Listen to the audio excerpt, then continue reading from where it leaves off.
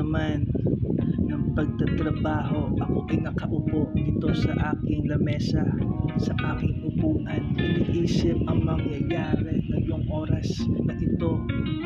Paano ko ba maipadarama sa iyo ang gusto ko? Una sa lahat, huwag mo sana akong pagkaitan ng iyong damdamin. Gusto ko lang sabihin ng lahat ng aking hangarin.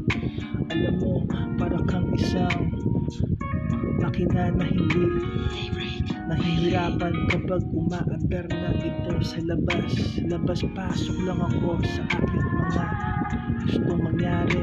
Gusto ko lahat ng aking sinasabi matupad para sa iyo. Ikaw lang ang munting kong pangarap sa buhay kong ito. Huwag ka sanang mapapagod sa mga nangyayari na ibibigay sa atin ng tadhana.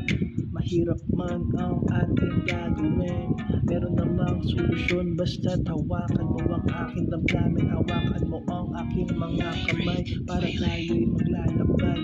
Ipaparanas ko sa iyo ang pinakamasarap na pakiramdam sa lahat ng iyong mararanasan ay masaya sa pakiramdam, lalong-lalo na kapag nakita mo ang pinakamasarap na saya, lalo na kapag ikaw ang kasama. Dito ka sa aking tabi para makita mo ang aking damdamin na tumitibok na ito, umiiwanag para sa iyo.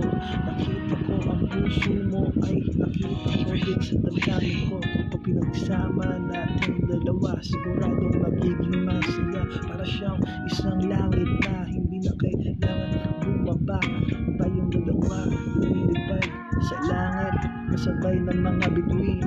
Sa kalawakan tayo mapupunta. Kung alam mo ang aking sasabihin, lumipas man ng oras na ito, handa kong sabihin ang lahat ng gusto kong sabihin sa iyo. Basta tandaan mo lang ang lahat ng aking sinabi.